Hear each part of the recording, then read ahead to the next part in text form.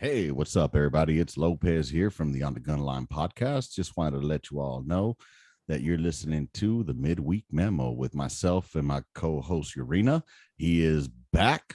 He has been going through some changes like motherfucking Black Sabbath, but good to have him back here. He was able to give us a couple of minutes of his time today. Full disclosure, this is the fifth time I'm recording this. I tried it 4 times earlier and it just was not working out. If you're new to the On the Gunline podcast, I want like to thank you for scoping us out. If you dig this, slap that like on the YouTubes and then hit the subscribe so you know when I'm dropping it, even though they shadow ban my ass all the time. But yeah, if you wonder why this is called the Gunline or the On the Gunline podcast, it's because in the Army, there's the greatest MOS called 13 Bravo or Field Artillery. Just Field Artillery in general is the greatest MOS. But with that said, the gun line is where all the cannons are. And when we're done firing, everybody goes out to the gun line where the cannons are and just shoots the shit, has different conversations out there. And people from the FDC who are way back in the cut, they'll come down to the gun line and usually you have like 4 different guns in a platoon. And then in each section, you have different kinds of conversations going on. You know, one section, they'll be behind their trails or inside their paladin or behind it and just shooting the shit. And they could be talking about, you know, fucking some private's wife getting ran up in by a motherfucking Jody. And then you can go to another section and they're talking about hardships that they're having with their spouses and, you know, challenges and shit that they're having mentally. Then you go to another fucking section and they're right there chopping up, talking about politics, you know, about who's better, MAGA or fucking Biden. You know what I mean? Yeah. And then if you walk up to my section, you'd hear a topic of like what we're discussing today, which goes something like this. Gunline, gunline, gunline. Fire mission coming down. As you can see today, no Lee Hunt because he had some family things he was taking care of. So Urena was great enough to come on down here with me. And dog, like I was telling you earlier before we started this podcast, you know, now that we're on my section, dude, I saw the funniest fucking TikTok and I wanted to share it, but for those that aren't viewing, they won't fucking get the full experience of what I saw. So if you get a chance, you know, it's on the TikToks. It's about this fucking Ukrainian soldier who picked up a dead Russian cell phone and then he dialed the number to his old lady, to the dead Russian's old lady, and she answers. They're on FaceTime and he's like laughing like Slava Ukraina, Slava Ukraina, you know what I'm saying? Like telling them glory to fucking Ukraine. And she's like, who the fuck is this bastard or what? I was like, oh, I just wanted to let you know, pretty much boils down to your husband's dead or your boyfriend's dead. He got blown to bits. His ass is over here. His leg is over there. I think his head is laying down that way, beaten by the dogs. And she's like, well, you know, prove it, blah, blah, blah. And then anyways, I just love the fact that he gave out a shout out to artillery. He's like, you know, God bless fucking Ukraine artillery. And it made my day. I loved seeing it, bro. And am I wrong for that? I don't know. I thought it was funny as fuck. But dude, thank you for being here. How you doing, man? I remember you had the crud last time I talked to you. You were not feeling too well. Yeah, like I said yesterday, I was peeing out of my asshole. Just nice. You know, like one of those squeeze it juices, you know, and then you just didn't cut a big enough hole, so you're like squeezing it really hard and the stream comes out. Oh yeah. That was me, but in the toilet yesterday. That's I wasn't awesome. feeling good. But I feel better now. I'm not sneezing as much. Just had to drink some orange juice and work out, and I'm here. I'm good. Dude. New set. Hell yeah, man. As we can see, it's a whole new digs that you're in, man. That's awesome. You know, you're living in a nice place at a nice location, doing you know, good things. So we appreciate you. And dude, I hated being sick. But on the plus side, look at the plus side, man. You look like you cut up. Maybe you dropped a few pounds and shit. Oh So yeah, I need to, man, because like I've been eating like shit for the last 2 weeks. I haven't been able to cook, so I've just yeah. been eating out. And I ate Yeah. out today because like Yeah. I had some tacos. See, there's no good way to say it because it's all gonna sound Was it a inappropriate. pink taco? See, there's no good way to say it. It's all inappropriate. Oh yeah, it is, man. So dude, I'm glad to have you on here because I was trying to do this podcast earlier on my own, but the topics that I had written down are more for a two-way conversation or more. So Okay. I'd love to have your input on this. Back Good. and this is gonna go out to the folks that deployed before. So y'all non-deployers, no shots fired at you, no pun intended either. But like for example, I'm gonna give you a quick, just a quick background. Prior to going on missions on my first deployment back in 0506, we were in Baghdad, being the lead gunner. We had a life expectancy of pretty fucked up. We were supposed to die, especially being the lead gun truck. We didn't have no Pope shield. We had up armored, quote unquote. And but yeah, you were expected to die. You already had your AG who was going to be your replacement. But you have to come to terms with that. You have to accept it, right? Yeah. And people have different ways of coping with it and motivating themselves. For me, music is what pumped me up, right? So on my first deployment, there was a song that stuck with me, and every day when we were rolling out the motor pool, as we were going on mission, out into fucking either out checkpoint 12, going on Irish, or Yeah. going onto Route Wild, into the east side of Baghdad, I had to pump myself up. And there was this one song called Turn the Page, not the Metallica version, the Bob Seger version. I would fucking crank that up in my own head because, I didn't have an iPod. I was poor. I don't even think iPods were out then in 05, were they? Maybe so, but I was poor. Yeah. But and I would start singing it, on the long and lonesome highway east of Omaha. So I was singing that into my Vic system, and it became something that it became almost like a tradition, like a ritual. Like my Yeah. chief didn't even tell me to shut the fuck up. It was like something that was just part of our routine. And at this time, as you're rolling out, I'm facing the 3 o'clock. But as soon as I got out, boom, fucking unlock the cupola, turn that bitch to 12 o'clock, lock it, M16 up, 240 ready to rock. Let's ride. I was pumped the fuck up. And it had me like, yeah, I'm in the fucking zone. You know what I mean? So that was my first deployment, right? On my second deployment, and that was in Mosul. I was not a private anymore, so I was a staff sergeant, and I had my own truck now. I had my own NRAP, and Mosul was a pretty fucked up place as well.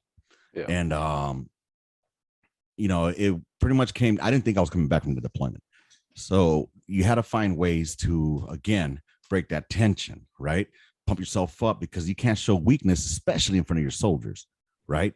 So there was this song by Lil Wayne, like I'm me, so who you not me, so fuck you, I'm me. That song by Lil Wayne, bro, pumped me the fuck up. Like I was ready, like, yeah, let's go run some kids over with this motherfucking minesweeper, or the mine roller.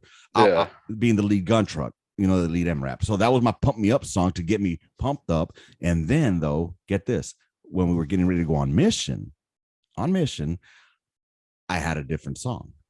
So for it to like to break the tension. And I always, when you think about it, like, like the war era, for example, like Vietnam War, I automatically start thinking like Painted Black by fucking by the Stones, right? Yeah. Or you think CCR, Fortunate Son, automatically fucking Huey's flying, motherfucking Gunner just rocking that shit. So I would play that type of music. What I noticed was we were getting fucked up every time I played one of those motherfucking CCR classic songs like that. So I stopped playing them. So one day, as a joke, bro, I had my iPod Shuffle or iPod Touch at the time. Yeah. That was the new hotness. And I played Hot and Cold by Katy Perry. Hand to God, all my motherfucking soldiers that were in my truck, my dismounts, my gunner, my driver, they were like, what the fuck is this? You know, what are they listening to? What is this? What did Chief put on? I'm like, fuck that. You know, we're putting something different on today. And from that day forward, that's the only song we would listen to on our way out. That became our ritual, right? And it was Yeah. a funny thing because it broke the tension. People would laugh. You know, we had the PRT with us sometimes from the State Department. They'll be like, "What the fuck?" Like, "Nah, motherfucker, you listening to this?" Because I would put the little but earbud onto the Vic mic, and Yeah. everybody would be hearing, and motherfuckers would be rocking out to that shit, dog. Hand to God, motherfucker, my Joes love that shit, and so that's what I think about, you know, of the shit that I would listen to break my stress and my tension, right?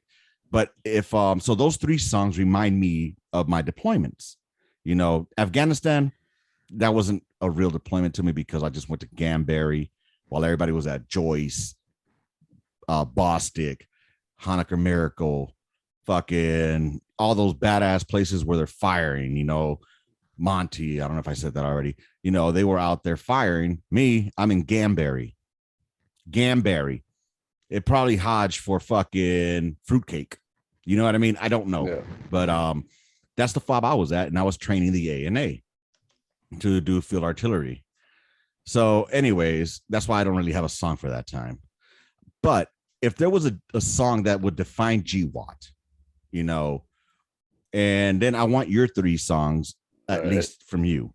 But if there was one song that would define GWAT for you, like our generation of GWAT, again, Vietnam has fucking you know, some folks are born made to wave the flag. Ooh, Yeah. they're okay. So they got Fortunate Son. That's Vietnam automatically. World War II, I just keep thinking about some swing music and shit. You know what I mean? You know, motherfuckers out there doing some swing dancing and shit. Okay. What comes to your mind when you think GWAT? I did the same thing that you mentioned. The first deployment, because I was a 240 gunner and then a driver for a period of time as well, and then a dismount every once in a while. We had a phrase that we would say. It's something when you power the Duke on, you'd say like, "Hey, we're cooking or we're buzzing or something," you know, just or you know the thing's on, and then when we turn on the Rhino and we say now we're cooking, right? Because it's a microwave, and then we the PL had a because I was in his truck for a while as well. He had a monkey sock. It was a sock with a little monkey on it. Okay. It was like monkey socks on, or whatever, something like that. And then we were safe. And then we'd have songs that we'd sing. For that one, I want to say is Bohemian Rhapsody. Nice. It wasn't until the second deployment. Now I'm like a TC truck commander or whatever, and we had Bohemian Rhapsody, "Fuck Her Gently" by Tenacious D. It's a good song. It's a classic. Once you memorize the lyrics, everybody starts singing along. The same thing. We'd have the iPod or whatever to the headset, and we'd sing Bohemian Rhapsody, "Fuck Her Gently," and then there was a third song that I can't remember. There was a third song that I can't remember. You hear me? You're good? No, it's not that I couldn't hear you. It's that it was rubbing against your sweater, so you could hear it going. Yeah. So "Fuck Her Gently," and I don't know. There's a third one. I just can't remember, but for sure Bohemian Rhapsody. Oh, and I think "Ring of Fire" by Johnny Cash. Nice, dude. So did you guys do the head banging like on Wayne's World? We did it every time. It was like in unison. I don't know how it started. I think I brought that one over, the Bohemian Rhapsody, for my first deployment, and then we all started singing it, and then it slowly evolved into other songs. There was the first deployment. There was like a lot of Tenacious D, a lot of like Wonder Boy. It's different good songs. But now, so those are your three songs. Now, which song would define GWAT? Like, what song that you listen to will automatically, or say that was our generation's war? Let's see if we're in tune. For me, it's different because I feel like a lot of the music at the time was trying to cater to the generation. You know, like you had "Bombs Over Baghdad," and then you had which one? That one's like the initial thing. Anything AC/DC and stuff, uh, like Thunderstruck Okay, and okay. stuff. That was one. See, my brother told me when he was in the Gulf War, they were listening to Iron Man because he was a tanker. You Yeah. know, so going into fucking into battle, they were listening to I Am Iron Man. So I think we all have our song, but I think that the song that defines the GWAT era, and I thought you were gonna go to that one next after Bombs Over Baghdad, was Let the Bodies Hit the Floor. Yeah, yeah, that's one. Yeah, Because I think, like you said, it was catering towards, I guess, that generation of our generation. I think a lot of it had to do too with like YouTube was coming online around that Mm-hmm. time as well. Social media was like becoming ingrained. So Mm-hmm. you'd see like there were definitely a lot of hype videos that you'd watch before deployment, Yeah. and they all had like the same music in the background, like let the bodies hit the floor. You'd have to watch. I don't know if it was just like propaganda that units would just like show you or whatever, but you had to watch a hype video for the deployment because all you wanted to do is like reenact the hype video from like maybe a rotation before Yeah. and have your own video and have your own music, make it seem exciting. Everybody wanted to have an exciting deployment. Right. And so that music, Let the Bodies Hit the Floor, I always heard it. Like I do associate it with that war. Mm-hmm. Um, See, because I associate Huey's flying into the jungle, listening to Fortunate Son. That's how I associate Vietnam. Like I think of Vietnam with the fucking Huey's flying in, or you get the fucking F4s dropping fucking those bombs and shit with that music in the background. And then when I think GWAT, I'm thinking fucking Humvees or track vehicles going up Irish or going up the road, flying and listening. Let the bodies hit the floor. Except they change it to let the Hajis hit the floor. Let the Hajis hit the floor. And it's go ahead. no, I think we won't really get to like remember all these songs until there's gonna come a period in time where Hollywood runs out of ideas and then they start making all their movies based on Afghanistan and Iraq. They already did though, man. No, but I mean, like they you did some can't. cringy fucking movies, bro. Like, I think everybody that's in the military can agree on one of the stupidest fucking movies ever made, winning a goddamn Oscar. You know what I'm saying? Are you talking about Hurt Locker? Yes. I Cringiest just knew. I just knew. movie ever. What? Like, go ahead, man. But yeah, like there's no. All right, this is what I mean, right? So Oliver Stone, I think Oliver Stone made Full Metal Jacket. No, Who was no Stanley Stanley Kubrick. Kubrick, right? Stanley Kubrick. Full But Metal. Stanley, Oliver Stone did Platoon. okay, but Stanley Kubrick. Wait, Platoon. Yeah, he did Platoon, and he did Go ahead. Well, one of them, the Full Metal Jacket guy, he was actually in the military. Yeah, the So drone strucker. He waited to no. The director. Stanley Kubrick. Yeah, I think it Nah, was him bro. or dude, Oliver Stone was the one that was in the army. He actually all, did. I want to say Apocalypse Now.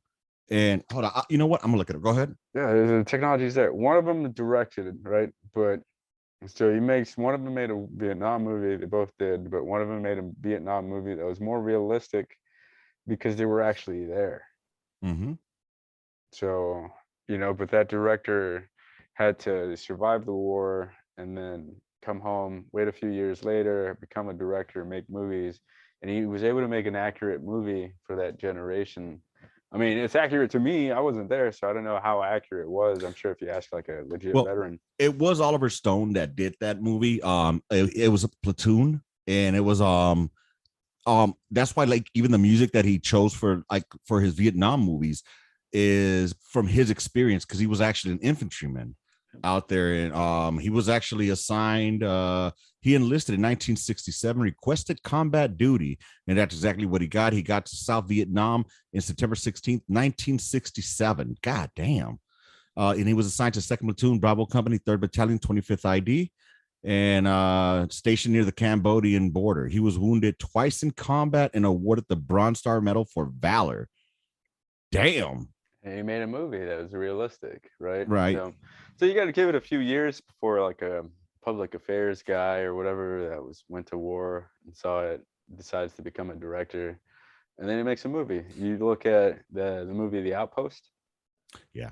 That was pretty realistic, man. I I think. mean, I don't know if it's the album. Is it, Is I saw the one. I don't know if it was when I saw the documentary that had to do with the Korengal, no, Restrepo. but nah, Oh, the similar thing. Outpost. That was the one with Fob Keaton, right? Cop Keaton. Yeah, Yeah. I did see that's a that one. that's a pretty. Wait, I did I thought see it that was one? it's pretty realistic. They're like at the bottom of the hill, the Oh, the hill. bull, and Yeah. yeah, So with that though, I mean, I think now because of technology and the survivors are more willing to discuss it versus back in Vietnam. It's a little more difficult, so they could get more accurate with the special effects and shit like that. You know what I mean? And get the firsthand accounts. I think that definitely makes a big difference. I think but we also get nitpicky. Like the veteran community, we Yeah. get nitpicky on about shit. Like, oh, that dude doesn't have his throat protector on. Right. That's not real, and we dismiss it. When Right. it's like, sometimes the movie industries they don't have the budget to like focus on every bit of like detail and Right. stuff. They're trying to tell the story. Is the story good? You know that two dudes aren't gonna roll around being snipers with an ACOG, like and two Right. EOD guys by themselves and shit, just leaving in the middle of the night because it takes an act of God just to leave a fob in the middle of the Right. night. Except Did you fill out the con op trip ticket? Fucking except dude. one guy, because the Kenyans will stop you, or the dudes from like Africa that work at the Ugandans. gate. Yeah, they'll stop you before you leave. Like, Did you have any nicknames for them? No, I didn't. They were just the Ugandan guys. Call them Matumbos. Yeah, we definitely didn't do any of that stuff. They're I just guess like I'm the the gate. only one. Yeah, we just had the gate dudes, Yeah, the Matumbos. Yeah, if that's what you want to call them, man.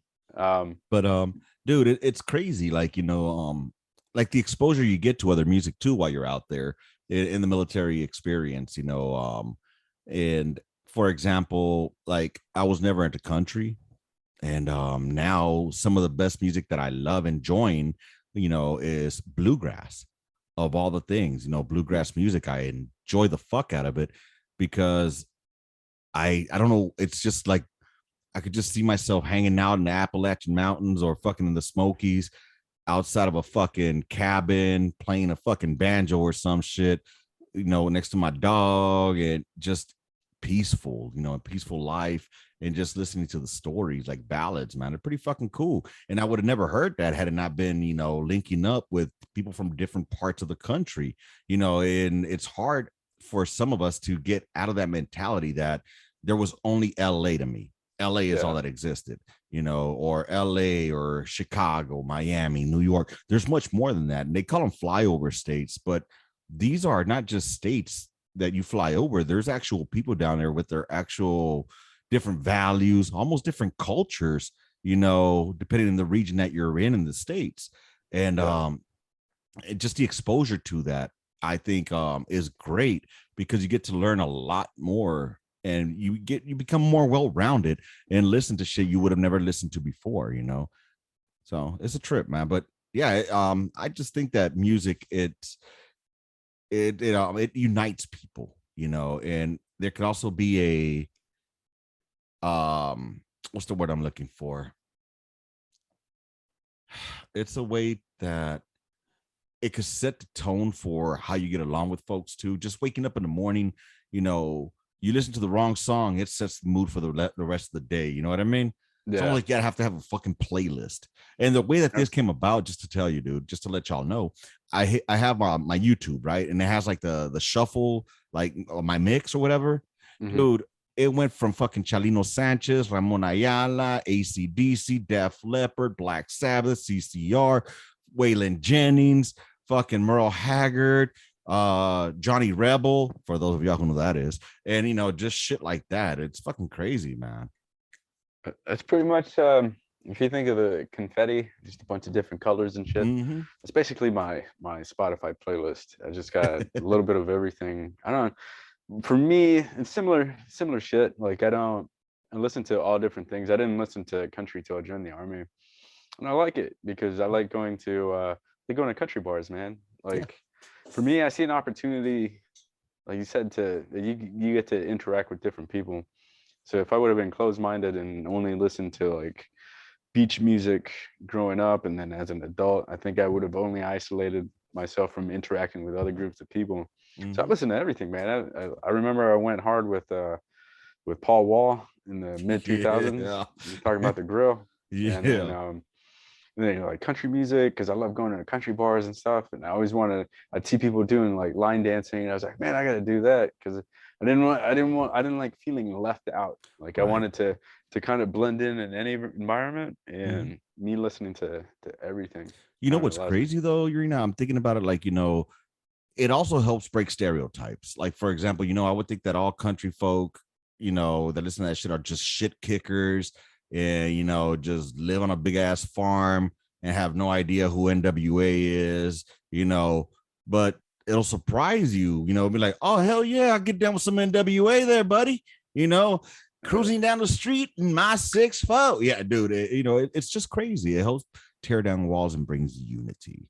Dude, That's like, what I like to do, man. Just like people, I like it when people assume like they know what I'm into, mhm. and then I'll be like, nah, listen to this, and then like, what, really? That's some old school stuff. Yeah, no, man. Let me ask you, dude, what do you do to like decompress? Like, for example, this podcast is something that I used to decompress. It's like my therapy without the therapist, as I call it. And I like to avoid watching the news. I like to avoid watching controversies and I like doing this, and I'm hoping people come over here to get away from the rat race that's out there, the stupidity, right? Yeah. What are some methods that you use, like, to decompress and detach yourself from society for a while? So let's see. Monday through Wednesday, I'm giving away my secrets here. Monday through Wednesday, it's all school. So I'd Mhm. like to educate myself, learn things, learn different aspects, question authority, school authority, question um, other people's beliefs and stuff. You take it as trolling sometimes, but I like to see my way of relaxing is seeing if people believe what most of what they say, Mhm. and if they do, like I don't know, I just like interacting with genuine people Right. and just pretty much like getting through the layers of bullshit and talking to people on a more like spiritual level. And then Thursdays, watch a little wrestling. I watch some throwbacks to the 90s wrestling. Okay. Every Thursday there's a new episode on YouTube where they do a comparison between WCW and WWF. Yeah. Like like say August 14th, these two episodes aired on this Monday. So they show it by week, like they reenact like you're watching it all Yeah. over again, and they'll do Right a on. comparison. I watch that, and then I go to the gym. I like to work out. I just go in there with the random playlist. I listen to classical music sometimes when I work out, and I just go Mhm. lift, man. And then at the end of the day, I'll pick something out for dinner. A lot of times, most of the time, I try to cook and Yeah. just like making food and going, man, this was good, and just feeling good. See, I tend to look towards comedy for my decompression, for my way of detaching. I go to comedy shows. I am a comedy fucking nut. I've become one. Like I started off like listening to, like, for example, Bill Burr, one of my favorite comics. Tom Segura, another one. To me, Tom Segura right now is on top. He's crushing it. Bert Kreischer, George Lopez. I love going to see them for just, even if it's that hour of them telling their comedy as well as their openers, Yeah, because for that moment in time, yeah, they get political sometimes, but it's in a fucking funny way, or and everybody laughs together, it's like everybody is just fucking good vibing, you know what I mean? yeah, And so comedy's become my thing. I love comedy. To me, there's no such thing as a bad joke. There's just a bad cringy joke, but it's, if it hits, it hits. If you hit it right, if you deliver it right, it's a good yeah, joke. You know what I'm saying? So there's no yeah, such thing as a bad joke. So yeah, this kind of brings me back to the Chris Rock bullshit with Will and yeah. Jada. So honestly, I know everybody's tired of hearing talking about it. I'm just want this will be the last thing I talk about as well. Um, I can't stand when they're saying, you can't make fun of Jada's bald head because she has alopecia, which is a disease. You shouldn't make fun of that. Some things are off limits. Blah blah blah blah blah. Suck a fat dick. Because you know what? you go back a couple decades, and nobody was saying that for Michael Jackson when they were saying, "Oh, Michael Jackson bleached his motherfucking skin. Oh, Michael Jackson wants to be white." Well, uh, no, according to sources, he had vitiligo, right, or however Yeah. the fuck you call it. That's a disease, But they sure enough were having fun at his expense on it, right? Yeah. Nobody came out there saying you shouldn't do that. Or even let's go to Michael J. Fox, and how many jokes have there not been made about, his, shakiness and shit like that. And, if they're delivered correctly, they're funny as fuck. I mean, they're hacky now, but back then it was funny. So why all of a sudden is wokeism, you know, because of Jada, that's just what I wanted to say about it. I haven't heard nobody bring that up, but I needed to bring it up. Well, So I don't know. Well, I don't know if it's wokeism like that would apply. I think there's something deeper here, right? Because I was paying attention. I didn't even know anything happened. I didn't even know the Oscars were going on. I didn't even know Will was back with Jada. right. Like, I was like, what? Why would he slap her? They're not even together. And then come to find out they were together. Like, it was weird. So I started reflecting. People were taking. I lied and reflect, but I started. There it was hard to keep up with what side people were on. Like, one moment people were on Will's side and they're like, yeah, sticking up for your woman, and then and then other people started. Then towards the end, people started sticking up for Chris Rock and stuff. The whole time I'm thinking, Will's Will's going through some shit, man. Like, I feel bad for him. I'm not saying I condone what he did, but I feel bad for him because he's like he's going through a lot, man. That dude had we literally saw a man break down Yeah. emotionally on live TV. He broke down. Okay, question though. If it had been another comedian, say Joe Rogan, who's known to be a fighter, do you think he goes up and slaps Joe Rogan? Of course not, man. So he took it out on an easy target. You know what I Yeah. mean? So I don't feel sorry for Will. Will's like a fat dick too. And Jada could go. Well, she already sucks other people's fat dicks. But dude, I just, as a fan of comedy, I think that Chris handled it like a fucking G. You know what I'm saying? Because he looked like he had a comeback for his ass, like, and he stopped himself and he kept it. Not only did we see Will Smith lose it, we also saw a man get assaulted, and he looked confused as fuck afterwards. Like, dude, I can't believe that just happened. You know what I mean? So I just think, fuck him. I don't know, man. It's all a sketch to me. It was like an open slap. Like, who does that? First off, like, it's weird, man. You're supposed to be a badass. You just, yeah. I got you, The man. We'll move on. the man needs some help. The man needs some help because he's definitely going through some shit. Like, if he needs to go to jail, man, that's fine, dude. You don't put your hands on other people. If it was somebody else, who knows what he could have done and stuff. I'm wondering, what if it was Amy Schumer that made that joke? What if it was Wanda Sykes that made that joke? Would there have been any repercussions? Would he have laughed it off? Would Jada have laughed it off? You know what I'm saying? There's a lot of what ifs, but we'll move on from that topic. The thing about comedy shows that I was thinking about too, bro, was like dates, like people in the dating scene, right? So I think going to a comedy club or a comedy show is a great way to see if you relate to somebody, because you'll find out if you guys have the same sense of humor. Like, there's a lot of bitches out there that'll say, I got a great sense of humor. I laugh at everything, blah, blah, blah, blah. But then the moment somebody like, Patrice O'Neal, God rest his soul, starts going hard on them, they start getting all uppity and upset and shit. You know what I'm saying? So I thought that you were a fan of comedy. Nah, you just want to hear some shit that you like only. You know what I mean? I want to know what your sense of humor really is. So I think that's a perfect way to take somebody out on a first date. What do you think? Yeah, except my comedy is a little bit dark, man. Like, Exactly. I'm into some hard shit. But there's I'm afraid to take somebody on a date to a comedy store or something because I feel like I'm gonna be targeted. Like I just have a I don't know, Then man. don't sit in the front. Yeah, but I want to sit in the front. Exactly. I want So to. I went to a comedy show. Every comedy show that I go to out here, we sit in the front, like dead front, in front of the mic, next to the speaker, right there. Because, I like getting heckled by the comedian. You know what I mean? I like talking shit with the comedian. It's fun. You know what I mean? I know what to expect. I know what I'm getting out of it. When I went to go see Paul Verzi, great comedian, and he started doing this motion like he's pissing.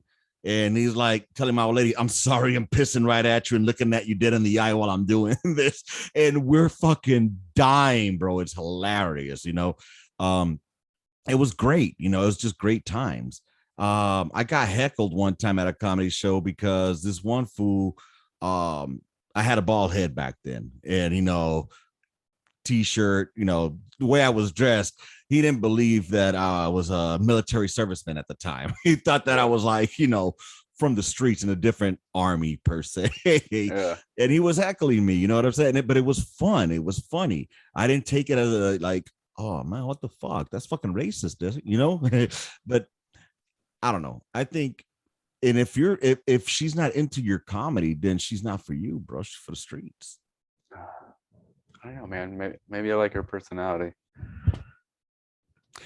Dude, speaking of which, let's say you like her personality, right? So you know what another good idea for a date is? For a first date? Or let's say you guys haven't been intimate yet, have gotten that close together, but you want to know what she really looks like, right?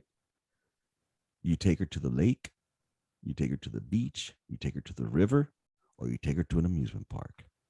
Why?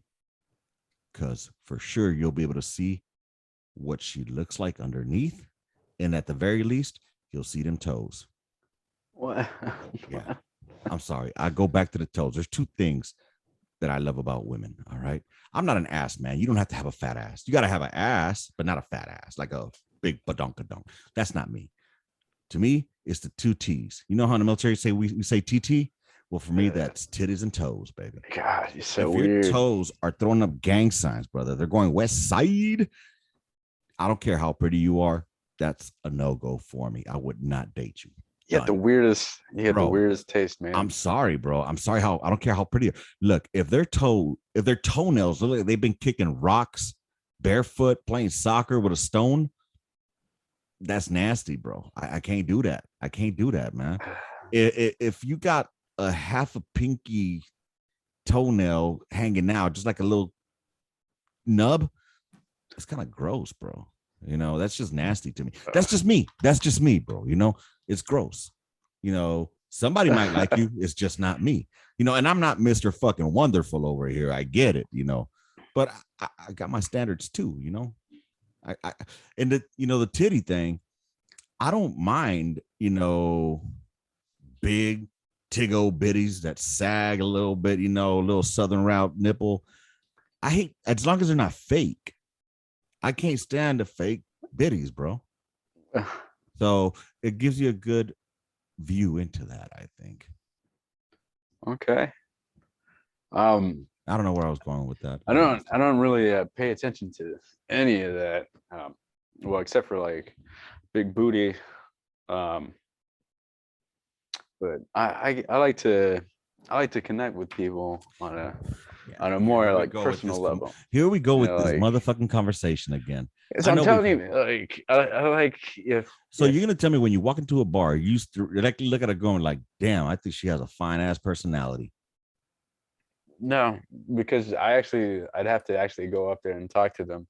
Okay, but she has to be attractive first. No, you could be the most attractive person in the world, and if I talk to you for 2 seconds, and everything sounds like right, like I don't want anything to do with you. But what I'm saying, Urena, there's got to be some kind of physical attraction first before you go up to them. Just the stare. There's a confident stare that women can give you. I feel that, and it's just kind of like this look, and you just know. And once you get it, and you return it, and but what if she's butt fucking ugly, bro? I don't give a fuck. Shut the fuck up. I don't give a fuck anymore. I don't. Well, I guess, man. That's why that's why I'm no longer in the dating scene, because nowadays, dude, you can't even tell if that bitch might have an Adam's apple. So, to each their own. Just not. Did you check that person out? If they're attractive from a distance, it's a 40-yard fake out, bro. Yeah. She's good from far, but far from good. So somebody said it's like imitation crab. Probably Dave Chappelle or some shit. That's funny, dude. It's funny. like no, impossible. It's like impossible meat. I got you. That's fucking hilarious, dude. That is funny. Hey, speaking of that, speaking about men and women in relationships and shit, this is one of the things I was thinking about earlier during the week. I was just wondering, like, so this is what ends up happening. Let's say, for example, you're in bed with your old lady, right? And you the mood do some shenanigans, right? Okay. Just human, you want to get some, clap some cheeks, baby, beat some guts. And so people make the little move, come from behind and start doing that little wiggle, so she could feel the manhood, but they say no. And do you automatically stop right there and go rub one out? Or do you keep trying, like, hey, baby, let me rub your booty a little bit more. Maybe that'll get you in the mood. Or do they say, stop it? And you're like, I think since the dawn of man, it's very well known that we'll just call it the dude poke. The dude poke exists. No matter who you are, the dude poke exists. It always looks the same. It's kind of like, oh shit, something's happening down there. Let me rub it like a fucking, like a hand on a genie's lamp, and then hopefully enough times the genie comes out. Right. And you either get what you're asking for, and you get your wish, or the genie says, no, man, go rub one out, because it ain't gonna happen. So let me ask you. So that happens a lot, specifically in long-term relationships and marriages, right? But let's say you're dating, especially in this climate, do you automatically stop at the first one because no means no? Yes. Or do you say, okay, let me pause back a little bit, and then let me start kissing again and rubbing them titties, and then see how far I can go before she says no again? You see what I'm saying? Like, how do you measure that? You just stop when they say no. Like, you're not. But if that's the case, there's not going to be any children in the future. Well, that sucks to suck. You should have thought of that before. But... Or how about this? Women can just be open and be like, I ain't playing hard to get. Let's fuck. Or they just told you no, and then you just take the L, man. Just okay, and that's cool. Say no, if they just give me a fucking straight solid no. That's what they did. That's what they did when they told you no. See, that's the thing. It's never like a no that I've gotten. It's like, no, don't. Stop, How many did the person say no? Stand by. So you stop, and then you start kissing them a little more on the neck, start finding little spots that they like. And then, all of a sudden they're fucking the Pacific Ocean down there. And, you start finger blasting, and all hands on deck, you get to go. Because you didn't stop at no. And now I'm not condoning when a no is a fucking straight up no, it's a fucking no. I get that. Try explaining that. Try explaining that in the court of law. Right. Well, I mean, she told me no, and I still went for it. The transcripts would sound like shit. Yeah. The defendant said, the plaintiff said, no, stop, don't. But in reality, it was like, no, stop it, don't. But that's not what the transcript says. Exactly. So I'm just saying, like, when do you stop? Like, do you just stop at that first one, or do you continue? Yes, you stop, and then you go rub one out or something, and then maybe someday you'll get a yes, man. But you don't force it. You don't. It's not forcing it though. That's what you're doing. Rubbing on the titty a little bit more. Rub on my ass. Maybe get me wet. You know what I'm saying? No, please, listeners at home, please, for the love of God, and stay out of jail. Oh She my says God. no. She says no. You stop. It's what you do. See, There's okay, no. again, it falls into the situation where it starts like, oh no, stop it, stop, no, don't, and then it turns into, no, don't stop.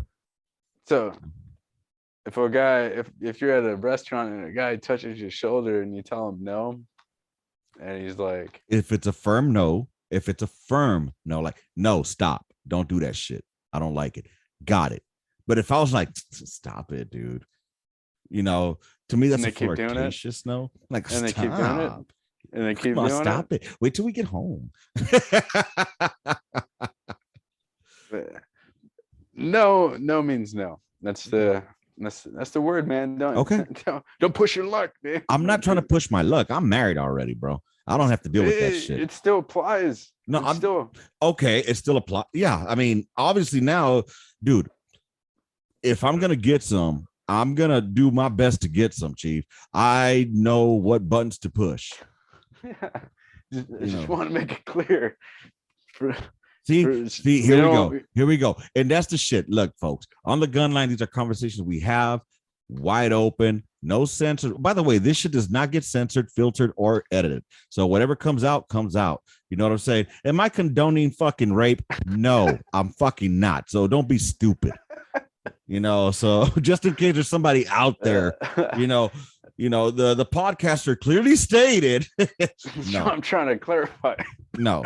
But let's keep people out of jail here. No, I mean no, everybody. Yes. Yeah, we can huff and puff about it, everybody, but no means no. Period. Married or single, whatever. You've known each other for 80 years. Maybe at 79 years. Let's rephrase. A firm no means no. But if you're fucking doing the guy poke like you just said, and she told you no since the dawn of man, you keep trying, and hopefully you get what you want. You just said that. No, let's go back. Let's go back and listen to it. What the fuck? No, you do your little poke, and she says no. You stop. And you stop on the first time that you tried poking. Yes. Really? You're gonna sit there like a fucking. You know what? Cool. I'll play your game. I'll play your game. Let's go to court. Let's go to court. Your Honor, when she said no, I took that as a keep trying until she gives me a hard no. Well, how do you define a hard no? Firm. Okay, Your Honor, easy. No. Stop. No. Your Honor, do you have children? You do, right? Okay, let me ask you. Did you stop when, she took your hand and moved it out of the way, or did you keep rubbing her leg? But you know what? I sound like a fucking male chauvinist pig right now, right? Yeah. It's all good. You know what? Write me on the gunline at gmail.com. Write me. Tell me I'm wrong and tell me why I'm wrong. Stay out of jail. She says no. Obviously, there's different circumstances. Obviously, if a fucking firm, no, stop, leave me the fuck alone, don't touch me. Gotcha. Like, damn, bitch, I didn't know we were gonna go there. See, nowadays, fuck that. Nowadays, you need a motherfucking waiver or some kind of motherfucking document that needs to be signed, notarized, witnessed. Fucking check the block. Put a fucking no. Get the fuck out of here. This has always been the case. It's always been the case, right? It's always been the case. Except women had less rights before. Oh, okay. So that's always been the case, right? Yeah. Okay. I'll play your game. Listeners, I'm not afraid to fucking say it how I fucking see it. All right. How it is. I'm telling you how it is because it's just an antiquated fucking way. Okay. So you're going to tell me that you're going to sit there, Urena, and tell me that if you were single. Yes. And you were out, you've been dating a girl for quite some time. Yes. And hold on, you guys have had shenanigans already. It's not the first time you guys are doing it. And let's say, you guys are getting a little hot and heavy and, you rock solid. And then she's, you're kissing on her neck, her little part that she likes. And, she's getting into it. She's like, nah, I don't want to. And like, all right, I'm gonna go rub one out. You're gonna stop right in there. You're gonna be like, really? Let me try a little bit more. What? She told you to stop. What are you just gonna keep? Like, how do you argue that in court? How do you argue continuing in court? If you go to court and she says, I told him to stop the first time. I told him no, and he just kept going. How do you like articulate tone, and how do you your interpretation of your tone for how you See, took her to say no, again, and then this is one. I'm trying to keep people out of jail here. Look, if No means motherfuckers no. don't, Period. This is elementary, like military sharp. Mhm. Like if they no means fucking no. You Okay, stop. I'm not Period. saying that no doesn't mean Period. no, but you know what I'm talking about, and you're taking that out of context. No, I'm just saying. Let's make it clear. I get what you're saying. Like it's a playful thing, but what is the right answer? What is the right answer? What is the right answer? Y'all let us know on the gunline at Uh, gmail.com. that was good. That So was a good exchange. let me ask you something though. How do you feel if let me rephrase this. Let me see how this can come out, because this is more of a question for a female. So if there's any female listeners out there, let me ask y'all this. There's men that cry. We cry, that we're emotional beings at times, especially when we drink. Feelings. Pump the brakes on that. There's certain shit that will make us cry and tear up about, right? For example, experiences, shit like that. I'm not talking about that. Okay, so exclude those out of this fucking following question. You find out your man's a fucking crybaby, cries for simple shit. Do you lose respect for him if he's a fucking crier? Like, is sentimental. Like, dude, I thought you were a fucking man. Or do you accept him being a beta male? What do you think of that? I mean, do you think females might lose respect for their men if they find him crying in a corner because he got yelled at by his first sergeant? You want me to answer that? Oh, you don't have to if you don't want to. That's cool. But I'll tell you straight out, they're a bitch. And I think that get out of your fucking feelings and grow a pair of balls, reach in between your legs and feel those. Those are called balls. You're a man. Act like one. Man. Yeah, I know. And I'm going hard today, bro. No, but no, it's not an accurate portrayal of who I think you are. I think.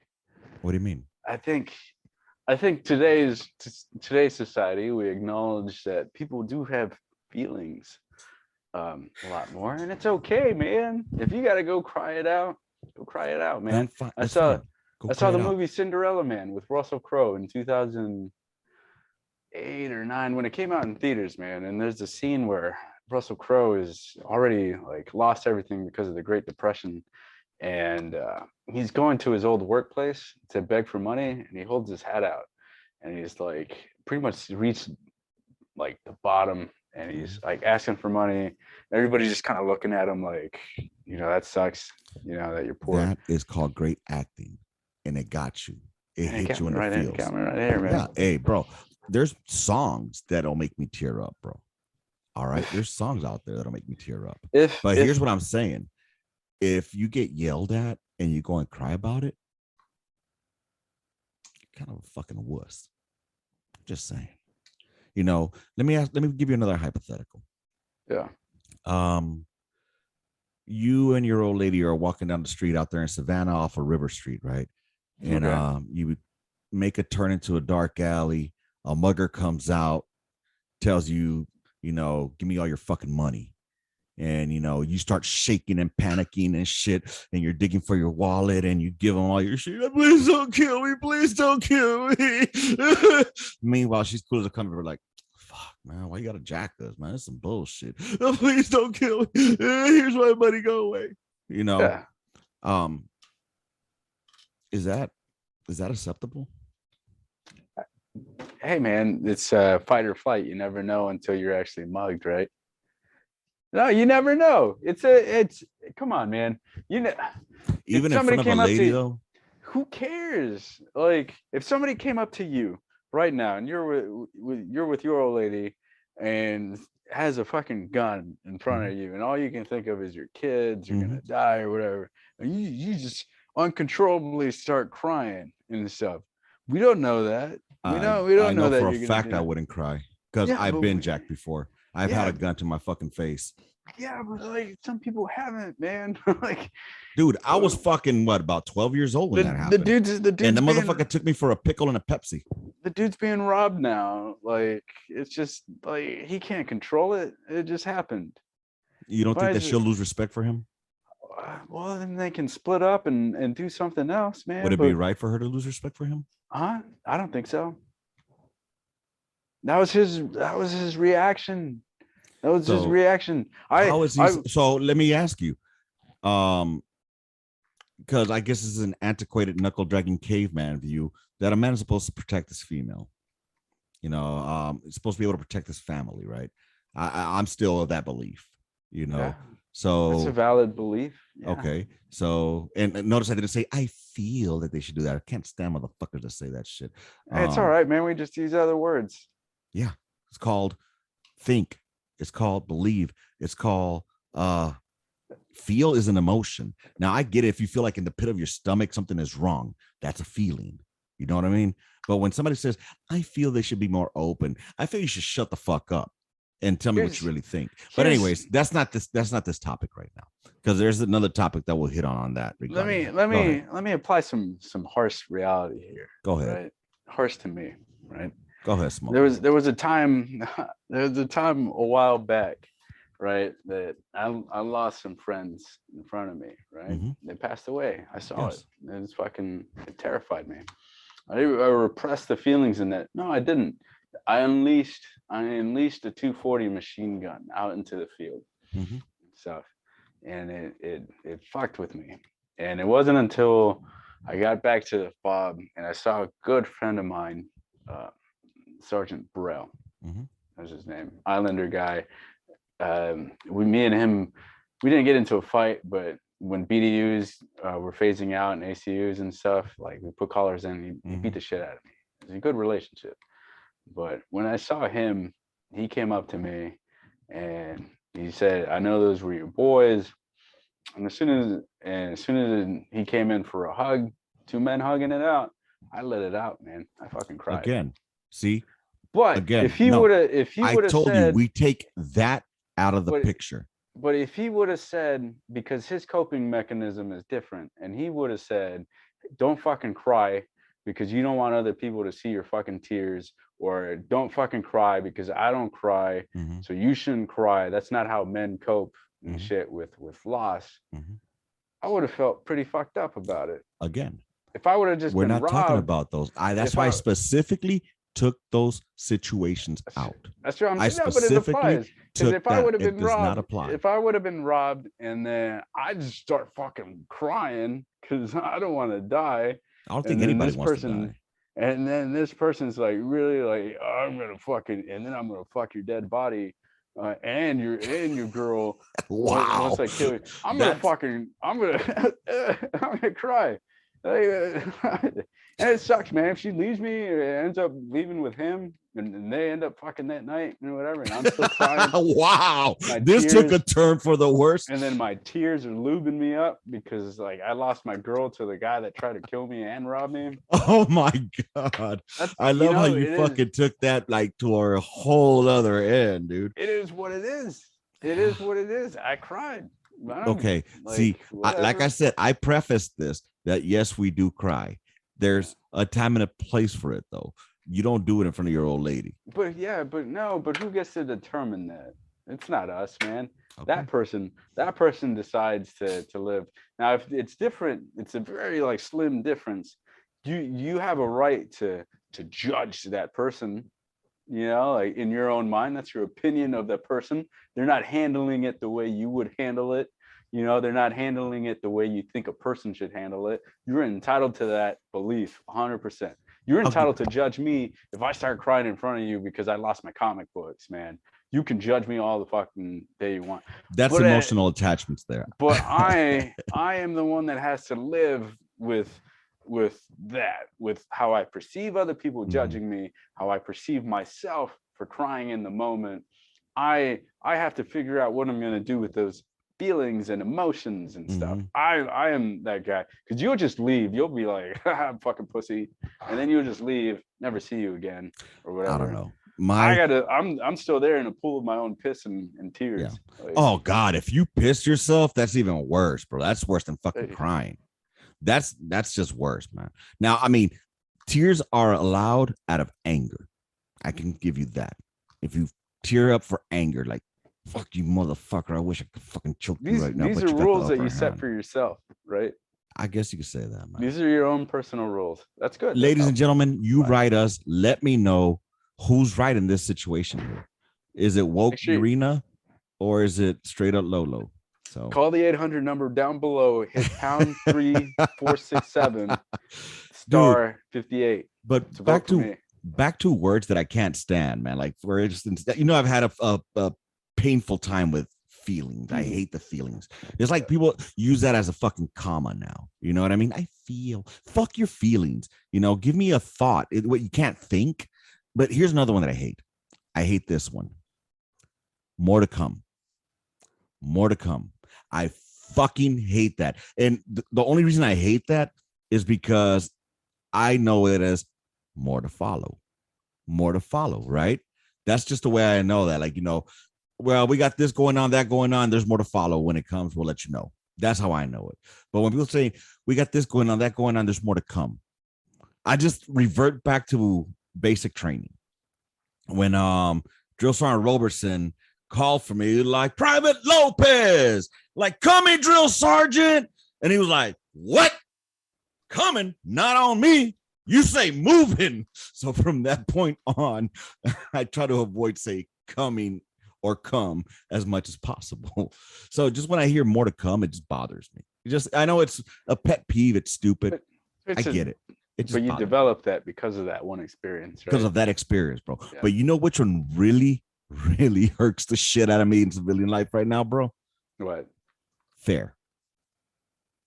Fair or fair enough. I fucking hate that. Like, oh, that's fair. Oh, fair enough. Oh, that's fair. Fair enough. No. Fuck no. Just tell me to go fuck myself instead. I prefer you to tell me, you know what? Fuck you. Go fuck yourself. Get the fuck out of here. Than saying, that's fair. Fair enough. That's fair feeling to have. Dude. It's valid. It's so fucking stupid. It's like hua. It's like saying hua. Hua. Why the problem with fair? Like what? Why? Because why can't fair. Something be fair? Because that's fair. What am I saying that's unfair? Hey, if you say unfair, then you don't agree with it. Fair means that you agree with. Right. So why not just say, I can see that, or yeah, that makes sense. But why? That's fair. Fair enough. That's fair. Yeah, but no, what you're telling me is you're what you're doing is being patronizing, and you're just fucking saying, okay, you're stupid, leave it there. That's what it sounds like to me. Like I said, it's like cool. I can see that as the same shit. I can see where you saw that. Yeah, I could see that. Like, dude, it's like hua. It's like hua. Hua could mean anything from like fucking you're a piece of dog shit to I'm an extremely motivated motherfucker. Okay, that's the same fucking spectrum of fair enough. That's fair. Because when people tell me that's fair, I want to say, well, why would it be unfair? That's my automatic reaction. I want to tell them, like, what is that supposed to mean? I honestly want to know, why do you say that's fair? Because they could say that makes sense. That makes sense. Oh, that's fair. That's fair. How stupid does that sound, bro? It's like they're just looking for new fucking ways to change wording. Like, it's just stupid. What? It's like that's the new word that everybody's fucking using at work right now, and it bugs the fuck out of me, especially when they make it like a habit. You know another one that I hate? Transparent. I fucking can't stand transparent. Oh, I'm just gonna be transparent with you. Oh, I want to be transparent with you. What other word would you use for transparent? Like what? I mean, how about let me be honest. Let me be clear with you. Isn't clear the same? It's the same word. But transparent is the new word. Like transparent is being used like purposely. Versus okay, boomer. Like okay, there we go. There we fucking go. Yeah, I knew that was it out there. You gotta evolve, man. You can't. There we go. You gotta evolve. I'm not evolving with the shit. You have to. Nope. I'm gonna be a knuckle dragon piece of shit for the rest of my life. Then. And I get that's cool. I guess that's cool. That's fair. That's cool. Like, It's cool, to be the Fair enough. outsider. Why does it gotta be? Why do I gotta be an outsider? No, why? man, because that's what it's Why? fair. What sense does it make, Urena? Because it's rebellious, That's rebellious. It's rebellious. Here. Fucking... Let me start a fight. I want to start a fight right now. Yeah. Ladies, if there's any ladies that are listening right now, can you cut it out with the fucking makeup, please? Can y'all cut that shit out already? Stop fucking being a clown and hiding who you really are. All right? It goes with the fucking filters on Facebook, or not Facebook, on the fucking gram. Stop it. Be who you are. Be happy who you are. You know what I'm saying? Instead of fucking every time you're putting makeup on, the only thing that goes through my head is do do do do do do do do do. You know why? You over fucking do it, okay? Now, if you do a little bit here, a little bit there, I gotcha. But when it's taking you an hour and some change to do your fucking makeup, dude, you're not just do that with your personality instead. Because what happens? Let's say you go out and you meet a guy, and next thing you know, they see the real you. Okay, then what? Disappointment, because you're fake. So stop being fake. Maybe do a little touching up. I get that. But when you're doing fucking all this contouring, it's almost as bad as the MySpace pose that the fat people used to use. The fatties, remember how they used to put their fucking angled up this way and look up so that they wouldn't look fat? Own that shit. You know what's more sexier than fucking makeup? Confidence. Fucking confidence. Urena had it at the beginning when he said it. There's nothing more attractive to a man than fucking confidence. You could be the ugliest bitch at the bar, but I tell you what, you have that confidence that fucking I'm me. I fucking dig that, because you know what? There's no surprises when I see you without makeup. You are who you are. So do me a favor and cut the shit out. Stop being bozo and just fucking do a little bit of touching up if you need to, but don't fucking cake the shit on to where I need a goddamn wet nap to take that shit off. Rant over. Oh man, there's so many. All right, where do I start? So one, they're not caking on the makeup for you. They're doing it for themselves. Really? They're doing it so they could feel good about themselves. That's their excuse. Now, if you find them attractive, and then you're disappointed because you don't like what the non-makeup face looks like, that's a you problem. But if a woman, because you going in like, oh shit, this chick's wearing a bunch of makeup, I wonder what she looks. But you didn't care about all that when you're trying to pick her up. You just wanted to fucking smash and stuff. So you overlooked something that is a personal flaw of yours just so you can smash. Hold on, why is it got to be a personal flaw of mine? No, not yours. I'm talking in general. And then, so no. Why is it got to be a flaw? Why is it a flaw? What? A personal flaw of yours that you see as a flaw. So okay. You see it as a flaw. Right. You as in people. But they're liars. In your eyes. In my eyes. Yes. No, they're liars. You really think they put the makeup on for themselves to feel good? What makes them feel good about having that makeup on? That people find them attractive. You think so? Men who are they doing it really for? You think men fucking dye their hair black or fucking wear toupees because they like dudes do the same shit with different things. Really? Dudes go to the gym to work out to get muscles because they want to feel attractive. But guess what? That's permanent. That's permanent. That is not. Okay. You look at fucking Arnold Schwarzenegger. Let me tell you something though. But that's something that you work on. It's permanent. It's not gonna fucking wash off the next day. Okay. Now, no. Now, okay, let's flip it. Let's say a motherfucker goes and gets fake pecs and fake biceps. Yeah. Okay. You're fake. You're fucking fake. Yeah, but there's somebody that's going to be attracted to that fakeness. Two rubber people are going to meet each other and go, man, you're 98% plastic. Oh, and you're 97% plastic. And together we make 186. I think the math is off. You're not. I mean, you just look Asian. You're not Asian. But we look plastic together. And then they go to all plastic people events and people love them for being plastic and they float in the water. Oh my God. And they fucking, that's a them situation. None of my business. Again. But you have your likes. You have your, right. We all have, you our have what likes you're and attracted dislikes. to, right? You're right. And so those are the categories. An outsider might look at your likes and go, what the fuck? Like, that doesn't make sense. Like, I don't get you at all and stuff. But they don't. But again, dude, who puts these ideas in their heads that they got to put all this makeup on to look beautiful? And the society, the music they listen to, TV, right, the culture. So what I'm getting at, themselves. So what I'm saying is, you're beautiful without the makeup. Okay, are there fuglies out there that do need makeup? Probably, but it's still not gonna change the real you. Why not just love you for you? Let's put a more real spin on this shit, because now we're talking about me in this regard, right? How am I talking about you? I'm saying, because now this applies to me. Okay. Okay. Please explain. Unlike a lot of people don't know this, but I have something called body dysmorphia.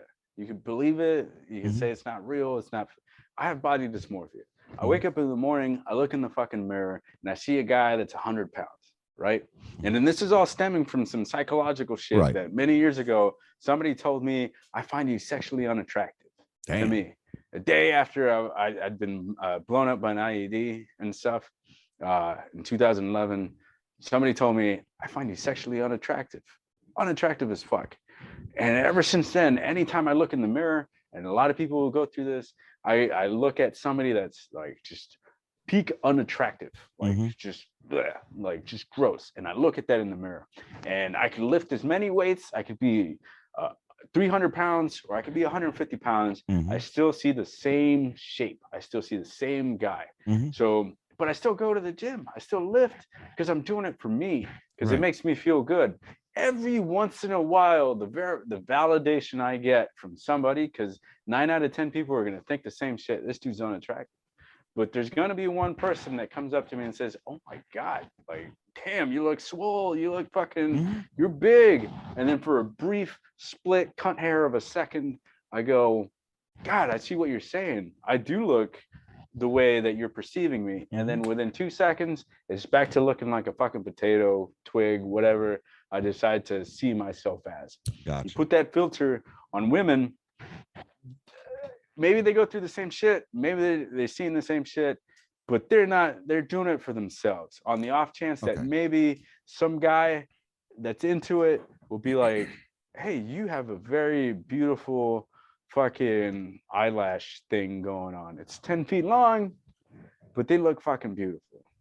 So, well done. Body dysmorphia, what is the percentage of people that have this psychological thing? I don't know. I know I've got it. Okay. So I would say there's a lot less people that have that than, there are those that don't. And I would say the vast majority of those that don't have it are still caking on makeup like a fucking clown. And they should have the goddamn Ringling Brothers sponsor them. But if it makes them feel good, it makes them feel good about themselves, right? If it makes them feel good about themselves, why is that a me and you problem? Why do we care, dude? It becomes a problem to me because in the event that I was in the dating scene, it would be something that I'd be like, you're a liar. So but would you even talk to that person? You wouldn't even talk to that person. So what I'm saying is, ladies, love yourself. All right? Love yourselves. You don't have to cake on all that fucking makeup, because sometimes you just look worse. There's so many females I've seen out there that are so fucking pretty. Bro, I'm talking about beautiful without, less is more in the context of makeup, okay? Less is more. I get it. Society has these fucking standards that they place on women that they say are unachievable, blah, blah, blah, blah. I don't see men complaining about that shit. I never wanted to be like, I'll never be He-Man. That was not me. But females are more emotional. Get that. So, yeah, I said it. And I say things that are fucking uninformed opinions, y'all. Okay? I'm not a fucking male chauvinist pig. I just say things that I feel. Okay? Let's because, look, you see a girl that cakes on a bunch of eyeshadow, a bunch of makeup, and she's probably But behind all that makeup, she's probably got like a little scar and something that you don't even notice. You wouldn't even notice it if you passed by it in public. Mhm. But to her, she looks at that as this giant fucking scar that she's ashamed of or she doesn't like. It's a body imperfection in her eyes. So she covers it with makeup. And that's her way to cope with Again, her fucking with what her shit. percentages are that? We don't know. We So, dude, don't. I mean, again, all I'm saying is love yourself. I'm not saying, And that's I'm how they not love shaming themselves. women. That's If how they anything, love I'm themselves. I'm lifting them. No, And you're I'm telling literally you, saying women, don't put this that you shit. don't have to put all that makeup on to attract the mate. Okay. And then don't give me that shit that they're doing it for themselves. They're not. I would say maybe 5% are doing it for themselves. The other 95 are doing it to get laid or find a partner. Based on what evidence? Like what information? What are we Based using on this this? motherfucking statistic I just made up. Yeah, based on opinion, man. That's your Mhm. own opinion, right? And Exactly. then nobody's gonna change that. I can't change that. So like we can't change the way women like or anybody behaves, man. That's not our role, man. That's why like it gets so frustrating because like we get so bent out of shape, society as a whole. You watch any fucking network, right? It's so confusing. You watch CNN, you watch Fox, everybody's saying the same shit and they flip it backwards because they don't know what the fuck they want, Mhm. right? The Republicans say, I want a fucking small government with no fucking, it's my body, I could do whatever I want, don't want to get vaccinated, it's my body, my choice and shit. Democrats say the same exact shit. But the moment you start talking about abortion, oh, that's a fucking problem. Right. But I thought it was my body, my choice. Or you start talking about fucking, hey, you need to get a fucking vaccine, or you don't get a fucking vaccine. My body, my choice. Not my body, my choice. Stay out of the government. Everybody is the like the whole fucking system is so hypocritical about whatever. I am of the belief that fucking you want to do your own shit with your own life, fucking do it. Live your own fucking life. If I want to fucking jerk off on fucking camera and make $2.99 per fucking video, I'm gonna fucking do it. And I'll subscribe. Yeah, hell yeah. And I'll probably buy a Dr. Pepper with that money. But that is my body, my choice. I believe wholeheartedly, 100%. If you want to do whatever the fuck you want to do, there should be nothing to stop you. Nobody's opinion should matter. If I want to fucking dye my hair, because guess what? When I leave this fucking army shit in the fucking rear view in 2 years, I'm gonna grow a fucking mullet. I'm gonna rock the shit out of it. You got a little star on the side. Dude, get the Theo Vaughn going. I'm gonna get some fucking neck tattoos, man. Am I gonna give a fuck what anybody else says? If somebody said, hey, that doesn't look very professional, I'm gonna say, go fuck yourself. Because I literally dressed the way the system and the government wanted me to fucking dress for 20 fucking years. Now I'm gonna get a fucking mullet, smoke a bunch of weed, do a lot of fucking drugs. Maybe I'll shoot up some fucking heroin. I don't give a fuck. But I'm gonna do whatever the fuck I want because it's my body, my choice now. There's no rules to fucking choose. And if somebody has a different opinion of that, they can go fuck themselves. That's what I think. That is, like this is where I'm at, man. This is like I get really. I am a firm believer that we're either on one side of the fence or we're just bullshitting the fucking thing. We either believe that people should have the right to live their own. This is the country of the free. This is a fucking free country supposedly, but we have more rules than most of the other fucking countries. I can't fucking walk down the street with a fat blunt and stuff before somebody fucking calling the cops. Yep. People can't walk down the street in parts of Texas with the fucking AR without the fucking cops coming down. I thought it was fucking open carry. Apparently, somebody, all it takes is somebody to call. It comes down to mind your business. Let me do whatever the fuck I'm entitled to do, what the law says that I can do, and stay people. That's where I'm at, man. I got you, baby. I loved it. This is the first time you ever ranted. Welcome to my world, baby. Hey. And I loved it. That was a great rant, bro. And this all stemmed from makeup. So, dude, just one quick one because we touched on it, and it's abortion. All right. Just a quick one on this, and this is just my point of view. All right. I agree with you. My body, my choice. But that's another body inside of your body. So does that body get a choice to live? That's all I'm going to say. That's it. You know what I'm saying? And that's open for interpretation. Hey, write us at onthegunline@gmail.com. And what I love about this, what I love about having Urena on here a lot is that he forces me to articulate my answers, not just give you a vague generality or generalization, so, and I accept that challenge, just my opinions are my sole opinions, and they don't dictate how I treat people. Okay. I don't go up to a bitch that's wearing all this makeup on and be like, doo, doo, doo, doo, doo, honk, honk. I'm not going to do that, but in my head, I'm like, damn, why? You know what I mean? I do think that in my head, but I'm not going to go and fuck her day up. Hey, that's you, boo boo, do you? Because I believe in you should do whatever you want. You know what I'm saying? But I also am an uplifter of women, and I believe that less makeup is more. It makes you more attractive when you wear less, because honestly, I think a lot of women have so much natural beauty, bro. Honestly, I get it. Some have blemishes, scars, and stuff like that you want to hide. Got it, dude. I got this raggedy ass mole right here. This fucking mole right here. If you guys are watching on YouTube, this shit right here, I've been trying to pick that bitch off for the past maybe 2 weeks, because it's a sore to me, as an eyesore. You know what I mean? Every time I look at it, it's like, fuck, I hate that thing. Fuck, I hate that thing. And I have to look back at pictures from the old days to see if it was even there before.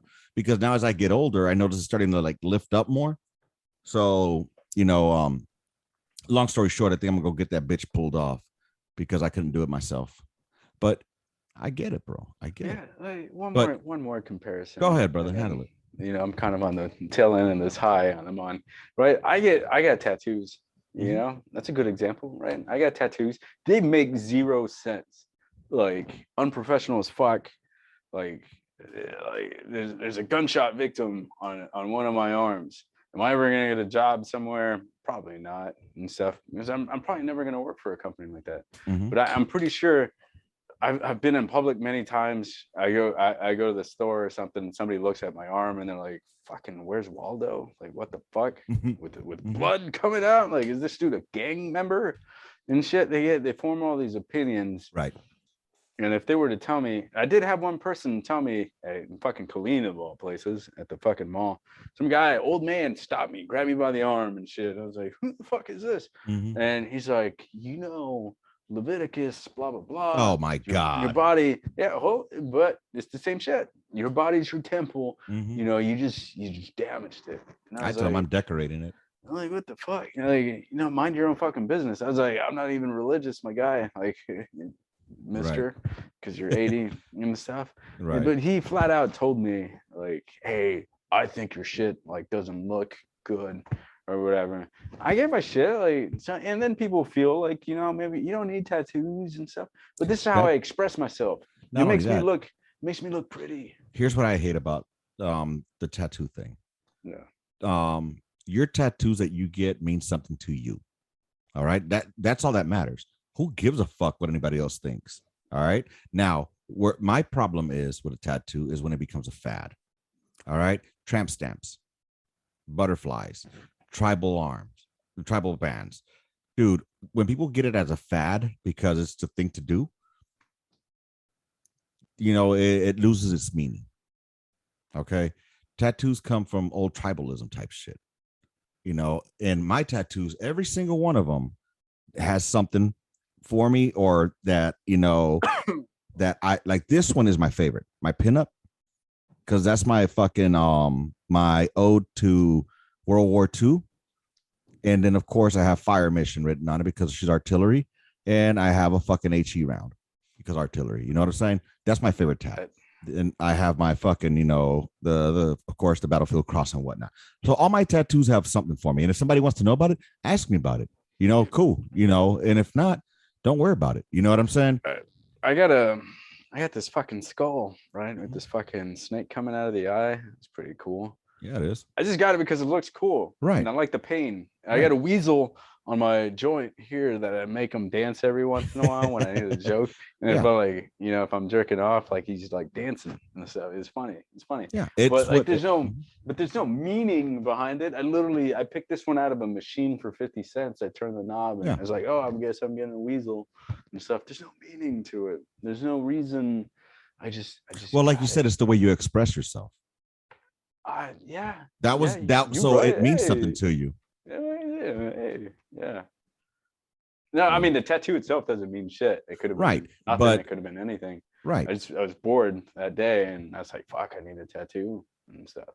So I guess it's a symbol of. I get a fascination with pain and stuff sometimes, dude. And I'll tell you what, bro. If you haven't done it yet, don't get anything on the chest area. Oh, fuck. And if you are gonna do it before the age of 40, because it hurts. It fucking hurts, bro. A lot of loose skin. Ugh, got man titties and shit.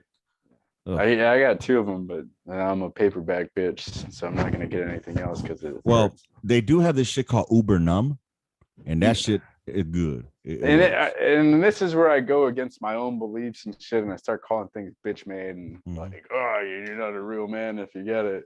So let me hypocritize myself and stuff.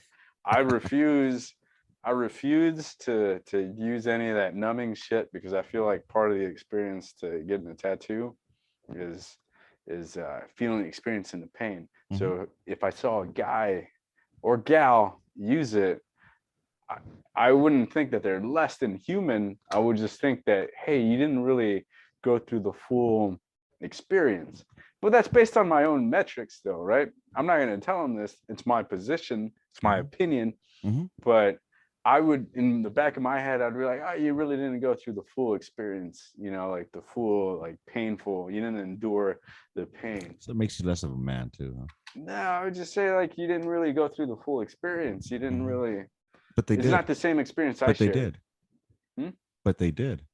No, they got a tattoo. Yeah. Right. So I'll be like, man, it's a sick tattoo. Right. And they went through the full experience of having a needle stabbed at them repeatedly many times. You just didn't feel the full pain. Ink. You didn't feel the pain. Even though your pain threshold is going to be different, maybe you don't feel pain at all and stuff. But in the back of my head, I'm going to be like, yeah, you didn't feel the full pain. This is where I like contradict myself from previous comments. I become a hypocrite. Well, it's not being a hypocrite. It's being human. It's being calling myself out. So here's the thing. I used Uber Numb. Okay. I did. I'm not even going to bullshit you. I did. Yeah. But let me tell you something. That shit, it only lasts for X amount of time. All right. Yeah. And afterwards, you're still there. My God. It's the most horrible fucking pain I ever felt in my life. So when I just went on my little rant, right, and I started saying like your experience is not the same, how did that make you feel? You didn't take that as an attack on your own like tattoo lifestyle? No. That's good. You handle it best. I mean, why would I get butthurt? No, I'm from a generation where insults were thrown at me all the fucking time. Are you serious? That was, to me, I didn't even know to take that as an insult. So I guess, it's just a different thing, man. You guys are sensitive. I'm sensitive as fuck, man. I get real emotional. Again, when you get emotional, that's fine. There's a time and place. You just don't do it in front of fucking your old lady, man. I'm gonna do it. And she's gonna look at me. I'm gonna like. She's gonna have the Kleenex. God damn it! Oh man! All right, let's get to this last topic, bro. Let's end it on a fucking high note, all right, bro? All right. Hey, I appreciate this podcast has been all over the place. It's been exciting. I'm gonna rewatch this shit. We got a fucking emotional rant from you. That's something you don't hear very often. That's hype. You were in touch with your feminine side today, bro. Fuck yeah.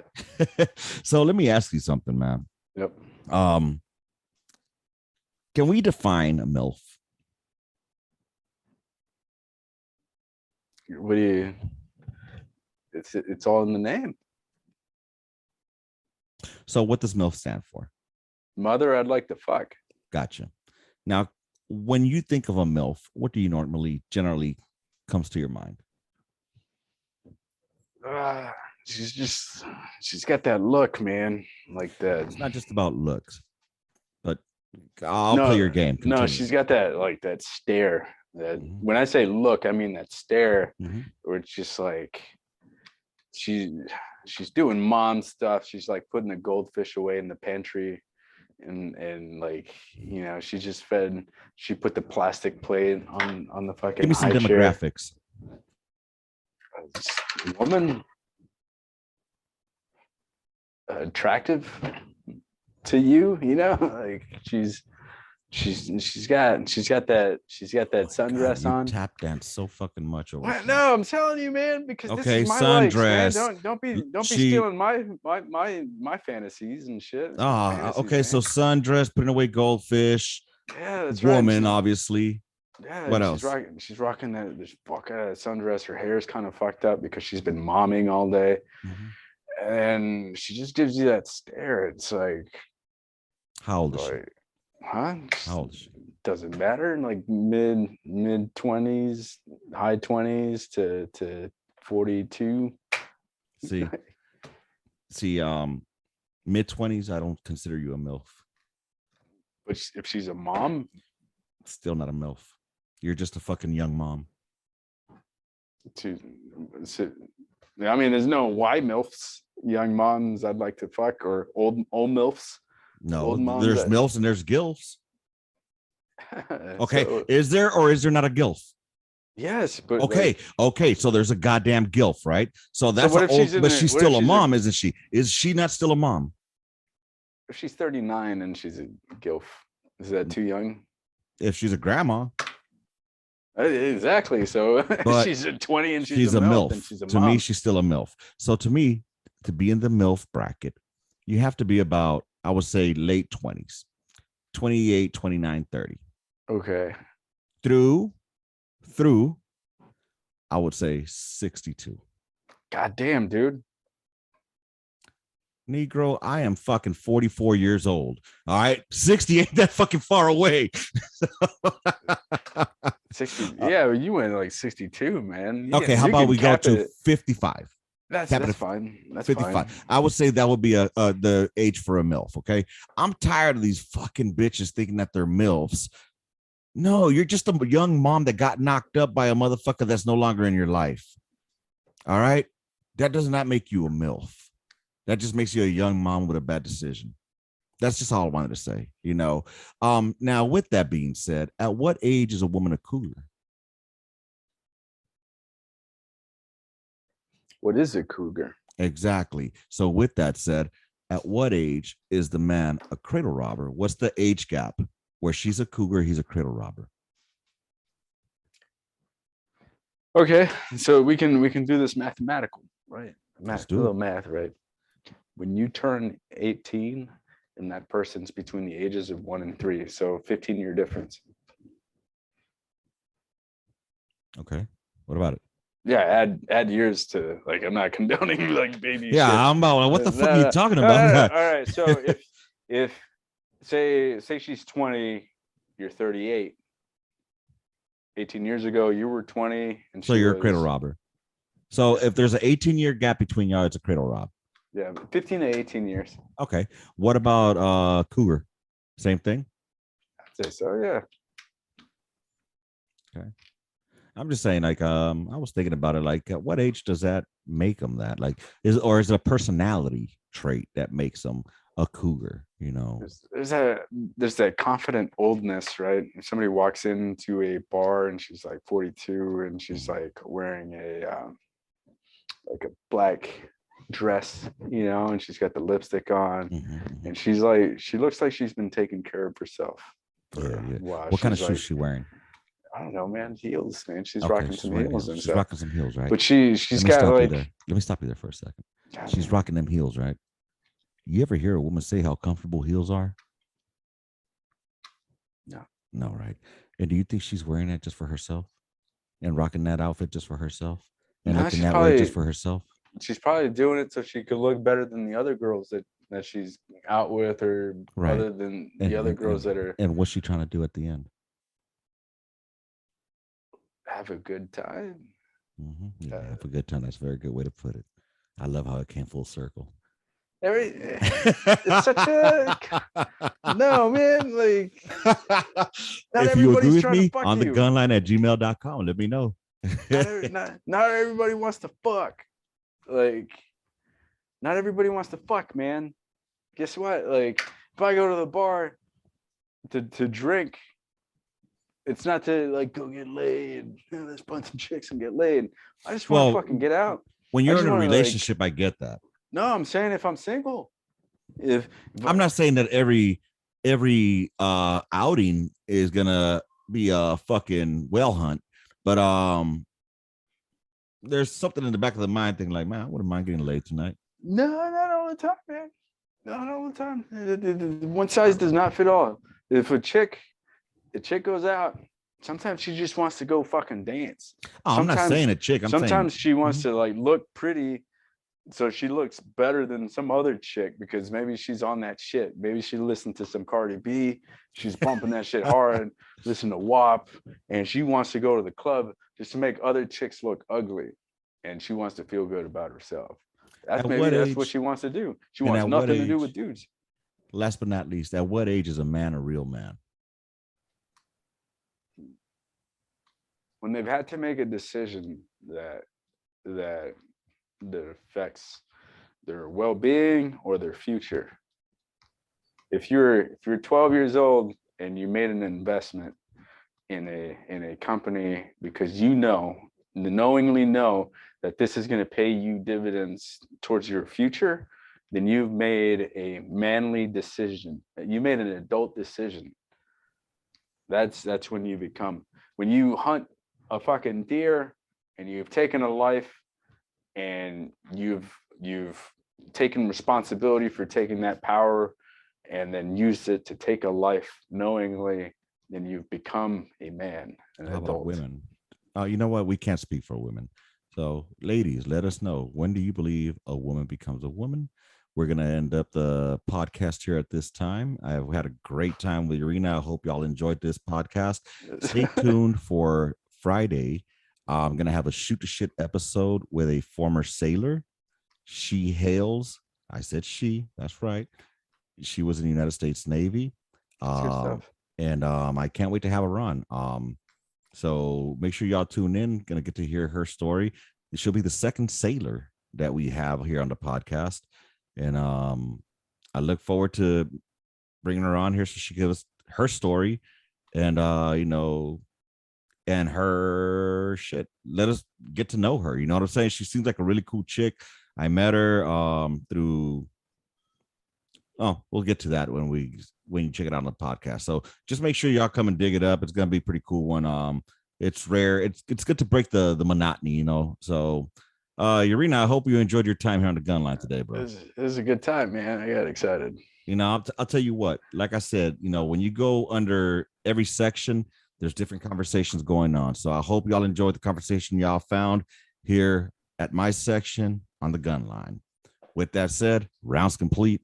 End of mission. Gunline out. Bye, motherfuckers.